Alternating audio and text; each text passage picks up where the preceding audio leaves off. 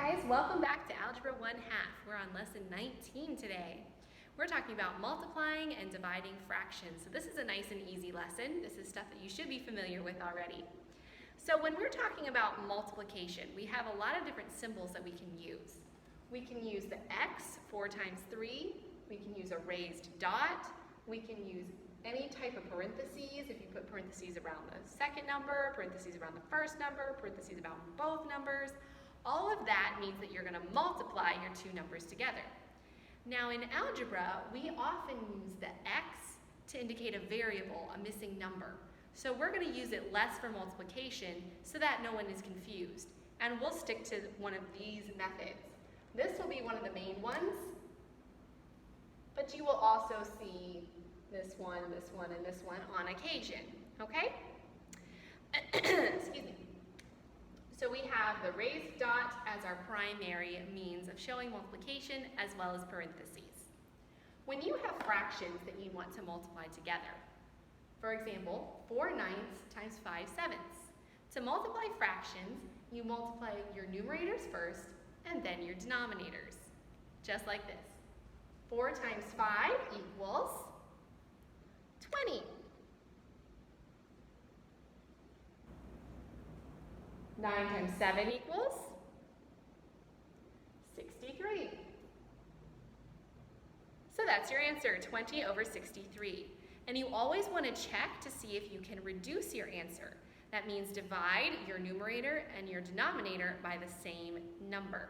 If there's a number that can go evenly into both your numerator and your denominator, then you divide it and you have your reduced fraction.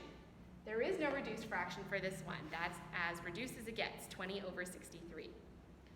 Now, a way to help you is to use cancellation before you multiply. So here I have 4 ninths times 18 over 30.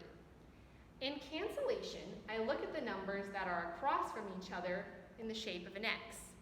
If there's a number that can be divided into both of those numbers, then I'm going to go ahead and do that and make my number smaller. Let me show you what I mean. So I look at 9 and 18 because they're across from each other. 9, 18. Is there a number that can divide both into 9 and into 18 evenly? Yes, 9. 9 divided by 9 is 1. 18 divided by 9 is 2. I just canceled. I made the numbers smaller. Now how about 4 and 30? Do they have a number that they share that goes, a factor that can go in evenly into both of them? Yes, what is it? 2. 4 divided by 2 is 2. 30 divided by 2 is 15.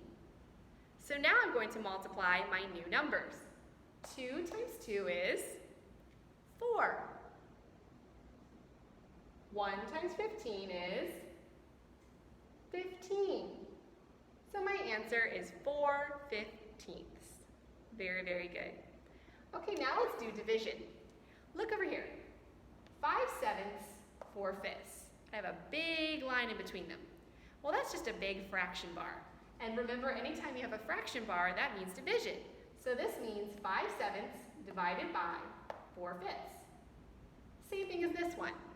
5 sevenths divided by 4 fifths. In order to divide, we have to flip-flop and multiply. We flip-flop the second number, and you multiply. So it is 5 sevenths times 5 over 4. And this flip-flopped number we call the reciprocal. The reciprocal is anytime you flip a number. So we flip 4 fifths, becomes 5 fourths. Now we can multiply. Is there anything we can cancel? 5 and 4? No. 5 and 7? No. So I'm just going to multiply. 5 times 5 is 25. 7 times 4 is 28. 25 over 28 is my answer. Okay, let's try one more. 21 over 6 divided by 27 over 4. I'm going to flip-flop my 27 over 4 and multiply. So I have 21 over 6 times 4 over 27. Let me see if I can cancel. Is there anything that can go into both 21 and 27? What is it? 3, very good. 21 divided by 3 is 7. 27 divided by 3 is 9, very good. Now I have 4 and 6. How about them? Yes, 2. 4 divided by 2 is 2. 6 divided by 2 is 3. Now I can multiply. 7 times 2 is 14. 3 times 9 is 27. Okay. 14 and 27, can they be reduced? Nope.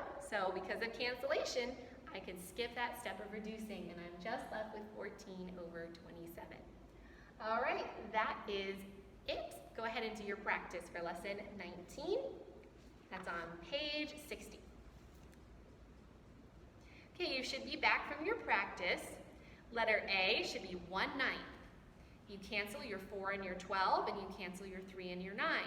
4 becomes 1, 12 becomes 3, 3 becomes 1, 9 becomes 3, 1 times 1 is 1, 3 times 3 is 9. Letter B should have been 3/8 times 6 over 4, because you flip-flop your 4, 6, and multiply. So 6 and 8 can cancel. 6 becomes 3 and 8 becomes 4. 3 times 3 is 9, 4 times 4 is 16, so you have 9 over 16.